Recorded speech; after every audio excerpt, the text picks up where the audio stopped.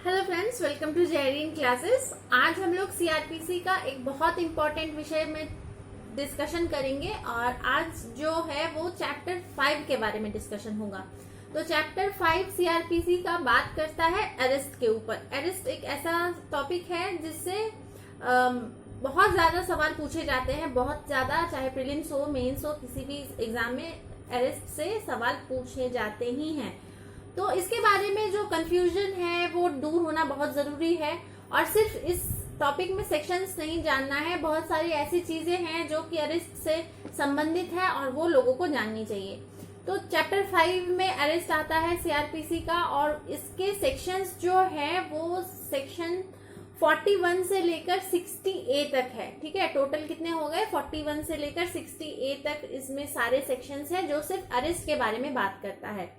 तो सबसे पहले चीज जो जानना है वो ये है कि अरेस्ट जो टर्म है वो हमारे सीआरपीसी के कोड में कहीं पे भी डिफाइन नहीं है। अरेस्ट का सिंपल मीनिंग ये है कि किसी भी पर्सन को कस्टडी में लेना थ्रू लीगल अथॉरिटी, उसके लिबर्टी को रिस्ट्रेन कर देना ही लीगल अथॉरिटी के थ्रू कस्टडी में उसको अरेस्ट कहा जाता है। अब जैसे ही अरेस्ट के बारे में जान गए, ये सवाल काफी कंफ्यूजन क्रिएट करता है लोगों के दिमाग में कि अरेस्ट कर कौन सकता है। तो ज्यादातर लोगों के दिमाग में आएगा कि अरेस्ट सिर्फ पुलिस कर सकता है। तो नहीं, अरेस्ट जो है 3 तरह के लोग कर सकते हैं। सेक्शन 41 और 42 बात करता है कि अरेस्ट जो है वो पुलिस ऑफिसर कर सकता है। सेकेंड श्रेणी में आता है हमारा अरेस्ट बाय प्राइवेट पर्सन। जी हाँ, बिल्कुल सही सुना आपने, एक प्राइवेट पर्सन भी जो है अरेस्ट कर सकता है। ये मेंशन है सेक्शन 43 ऑफ सीआरपीसी। और इसके अलावे कौन कर सकता है अरेस्ट? अरेस्ट जो है वो मैजिस्ट्रेट भी कर सकता है, वो है सेक्शन 44। तो आज सबसे पहले ये 3 चीज क्लियर कर लीजिए कि अरेस्ट जो है पुलिस ऑफिसर कर सकता है, अरेस्ट एक प्राइवेट इंडिविजुअल कर सकता है और अरेस्ट जो है मैजिस्ट्रेट कर सकता है। तो 41 और 42 में ये कहा गया है पुलिस ऑफिसर अरेस्ट कर सकता है without warrant in certain cases. लेकिन अरेस्ट के पहले इतने ज्यादा डिस्क्रिशनरी पावर्स थे कि अरेस्ट को लेकर के बहुत ज्यादा कंट्रोवर्सी क्रिएट हुआ है हमारे पास्ट हिस्ट्री में। तो इसीलिए 2009 में अमेंडमेंट के थ्रू 41 सेक्शन में काफी ज्यादा ग्रेट चेंजेस कर दिए गए हैं और उसके बाद 4 सेक्शंस इंक्लूड किए गए हैं, 41A, 41B, 41C, 41D। ठीक है, तो ये सभी सेक्शंस जो है 2009 के अमेंडमेंट में हुई है और ये जो इफेक्ट है 2009 अमेंडमेंट का वो स्टार्ट हुआ है हमारा 1 नवंबर 2010 से। ठीक है, 9 में अमेंडमेंट हुई है लेकिन इफेक्ट इसका आया है 1 नवंबर 2010 से। तो ये बेसिक जानकारी थी। और 41 सेक्शन में क्या कह रहा है कि police officer without an order from the magistrate can also arrest a person without a warrant, also without order from magistrate they can arrest a person under any of the circumstances जो कि mentioned है हमारे section 41 में। अब आप लोग bare act देखिए कि सेक्शन 41 में बहुत सारे आपके ABCD करके क्लॉजेस दिए हुए हैं। उसमें बेसिकली जो बेसिक चीजें ये है कि कैसे अरेस्ट कर सकता है जब किसी पुलिस ऑफिसर को किसी के ऊपर सस्पिशन हो कि हाँ इसके पास कोई ऐसा ऑफेंस या कोई ऐसा इंफॉर्मेशन मिला हो कि उस पर्सन ने वो क्राइम किया है, वो ऑफेंस किया है, तो उसको अरेस्ट कर सकता है। फिर अगर किसी के पास से स्टोलन मटेरियल मिल सकने का पूरा चांसेस है या इंफॉर्मेशन है कि उसके पास जो भी सामान है वो चोरी का है, तो वैसे पर्सन को अरेस्ट कर सकता है।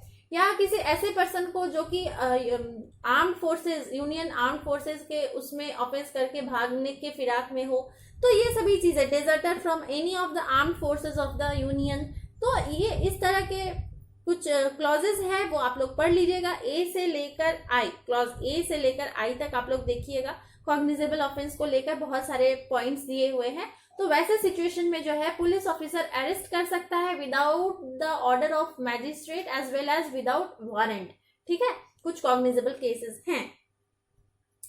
अब आते हैं अमेंडमेंट के ऊपर, जो मैंने अभी आप लोगों को बताया 2009 में अमेंडमेंट हुई है। तो उसमें कहा गया है जो वैसे ऑफेंसेस जिसमें इम्प्रिजनमेंट लेस देन 7 years या चाहे तो अप टू विच में एक्सटेंड टू 7 years, उस केसेस में कुछ चीजें हैं जो कि ध्यान में रखनी है।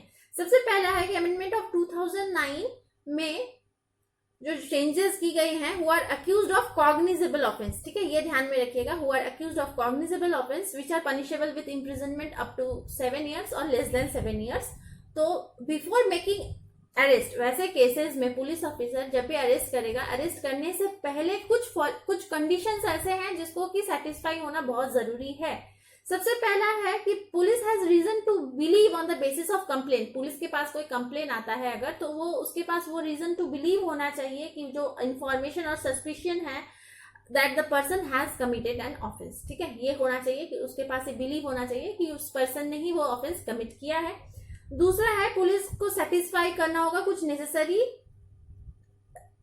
एस्पेक्ट्स को, जैसे कि टू प्रिवेंट, अरेस्ट करना क्यों जरूरी है, ताकि वो प्रिवेंट कर सके फर्दर ऑफेंस कमिट करने से उसी पर्सन को, ताकि प्रॉपर इन्वेस्टिगेशन हो सके उस केस के लिए, to prevent evidence to disappear, evidence का डिसअपियरेंस को रोकने के लिए अरेस्ट कर सकते हैं, to prevent such person to tamper, या किसी एविडेंस को लेकर छेड़खानी, या फिर बाहर जाके विटनेस को थ्रेट कर देना, प्रॉमिस करना, जो कि फैक्ट्स एंड सर्कमस्टांसेस के साथ अवेयर हो, किसी विटनेस को उस तरह का करना, या टू एनेबल, किसी पर्सन को एनेबल करना प्रेजेंस, उसके प्रेजेंस का कोर्ट में, ठीक है। सेक्शन 41 का क्लॉज 1 का सब क्लॉज बी जो है ये सारी चीजें आपको बताता है। तो ये सब चीजें बहुत ध्यान में रखने वाली चीजें हैं। सेक्शन से याद ना भी रहे, मेंस एग्जाम लिखने के टाइम पे ये सभी पॉइंट्स आप लोगों को मेंशन करना होगा। सेक्शन याद रख पाते हैं साथ में क्लॉजेस के साथ, तब तो इससे अच्छा कुछ हो ही नहीं सकता है ना।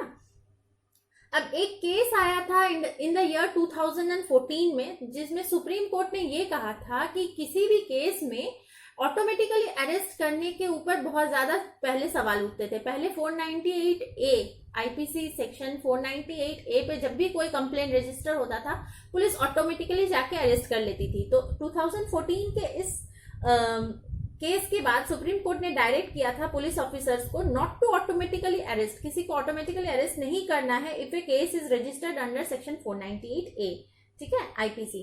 The court also said, court ने ये भी कहा था कि automatic arrest should not also made that the offence is punishable with imprisonment for a term which may be less than 7 years और विच में एक्सटेंड अप टू 7 years, ठीक है। और इसके अलावा if the police officer consider, अगर police officer को ऐसा लगता है कि अरेस्ट जरूरी नहीं है किसी केस में, पुलिस ऑफिसर को सेटिस्फाई ये सारे कंडीशंस नहीं होते हैं और उसको लगता है अरेस्ट नहीं करना चाहिए, तो वो उसी सभी रीजंस को, क्यों नहीं अरेस्ट करना चाहिए, वो रीजंस को राइट करके वो बता सकता है कि क्यों उसने अरेस्ट नहीं किया। तो ये अरेस्ट के ऊपर एक इंट्रोडक्शन वीडियो है। आई होप आप लोगों को इससे अरेस्ट की प्रिलिमिनरी जानकारी अच्छे से प्राप्त हुई होंगी। और 41 से आगे की जितने भी चीजें हैं, जैसे कि अरेस्ट पर्सन के क्या क्या राइट्स हैं, या फिर 41A, B, C, D amend जो हो करके इंसर्ट हुआ है, उसमें क्या क्या चीजें कही गई हैं, फिर प्राइवेट पर्सन कब अरेस्ट कर सकता है, मैजिस्ट्रेट के क्या क्या प्रोविजंस हैं, किस तरह से अरेस्ट किया जाता है, जो कि सेक्शन 46 से 49 तक प्रोवाइडेड है, वो सभी चीजें हम लोग नेक्स्ट वीडियो में डिस्कस करेंगे। आज बहुत दिनों के बाद टाइम मिला तो मुझे लगा कि मुझे ये एक इम्पोर्टेंट टॉपिक आप लोगों को बता देना चाहिए। तो अगर आते हैं जरूर से मुझे कमेंट सेक्शन में लिख के बताएं और एक जरूर लाइक भी कर दें। फिलहाल आज के लिए इतना ही, फिर मिलते हैं नेक्स्ट वीडियो में, तब तक के लिए टेक केयर, बाय बाय।